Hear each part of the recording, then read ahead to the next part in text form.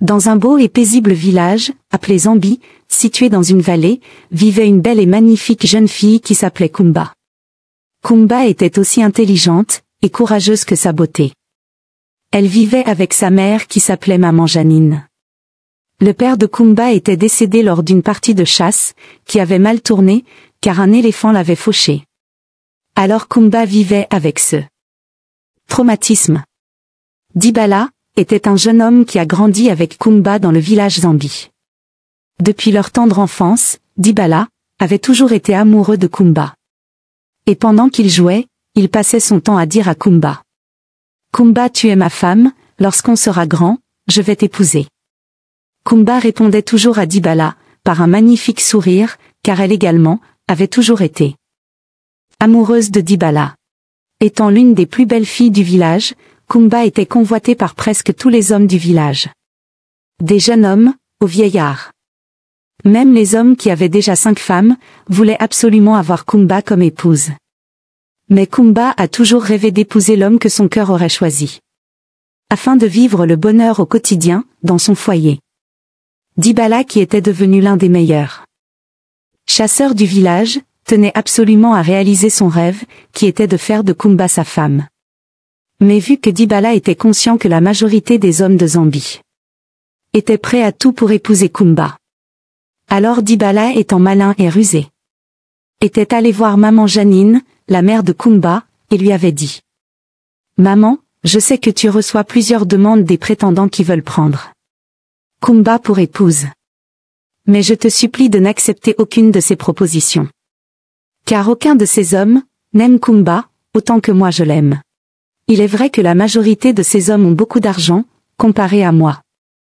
Mais malgré leur argent, Kumba ne sera jamais heureuse avec eux. Car c'est moi qu'elle aime. Maman, je suis présentement en train de construire une maison, pour ma femme Kumba, et nos futurs enfants. Lorsque notre maison sera prête, je viendrai épouser Kumba. Et nous irons vivre chez nous. Maman Janine connaissait très bien Dibala, car elle l'a vu grandir, et jouer tous les jours avec Kumba dans leur cour. Elle savait surtout que sa fille Kumba était très amoureuse de Dibala, alors elle n'a même pas réfléchi une seconde. Et elle a accepté la proposition de Dibala. Car elle savait que Kumba allait être la femme la plus heureuse dans les bras de Dibala. Pendant que Dibala construisait leur maison. Kumba était toujours convoitée par des hommes, qui allaient même jusqu'à lui proposer de l'argent pour s'envoyer en l'air avec elle. Vu qu'elle refusait de se marier avec eux. Mais Kumba était digne, et tenait absolument à garder sa virginité. Pour son futur mari Dibala. Quelques mois après, Dibala avait terminé les travaux de sa maison. Et il avait enfin épousé la femme de ses rêves. Lors d'une cérémonie riche en émotions, et pleine d'amour. Kumba était la plus heureuse du monde, car elle allait désormais partager ses jours et ses nuits, avec l'amour de sa vie. Le couple s'était installé dans leur maison, et ils étaient très heureux, ils menaient une vie simple et paisible. Dibala vendait les animaux qu'il trouvait en faisant la chasse. Cela lui permettait d'avoir un peu d'argent pour s'occuper de sa femme Kumba. Kumba, quant à elle, vendait les aliments qu'elle cultivait dans ses champs. Tels que la banane. Cela lui permettait d'avoir un peu d'argent pour contribuer aux dépenses du foyer. 1 an après leur mariage, Kumba a donné naissance à un magnifique petit garçon. Qu'ils ont nommé Dunga. Le couple était très joyeux d'accueillir le fruit de leur amour. Et de voir à quel point il était beau et en pleine forme. Tout se passait bien, et comme on le dit, chaque enfant en venant au monde, apporte une bénédiction à ses parents. C'est ainsi que Kumba et Dibala ont appris qu'une société de construction, qui s'occupait de réfectionner les travaux de la route, s'est installée à Zambi.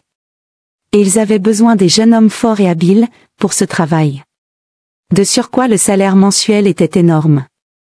Car il représentait plus de 2 ans de chasse, et de vente de viande de brousse pour Dibala. Alors pour Dibala et Kumba. C'était un miracle, que Dibala puisse toucher une telle somme d'argent chaque fin de mois. Dibala a commencé le travail, il était très heureux, et était toujours le premier arrivé sur les lieux, tellement que le salaire le motivait. La fin du mois était arrivée, et lors de sa première paye. Dibala a fait beaucoup de cadeaux à sa femme Kumba, tels que des nouveaux pagnes, des belles marmites qui étaient hors de prix pour eux, avant, et que Kumba rêvait d'avoir. Il a également offert plusieurs cadeaux à sa belle-mère, maman Janine, qui était très contente que Dibala ait pu avoir un travail aussi bien payé. Après ces journées de travail, Dibala passait à présent la majorité de ses soirées dans les bars, à boire des bières, et à en offrir à qui avait envie de boire. Dibala offrait surtout à boire aux femmes. Les jeunes filles du village qui étaient célibataires, lui tournaient désormais autour, comme des mouches. Vu qu'elle savait que Dibala était gentille, et qu'il avait à présent beaucoup d'argent.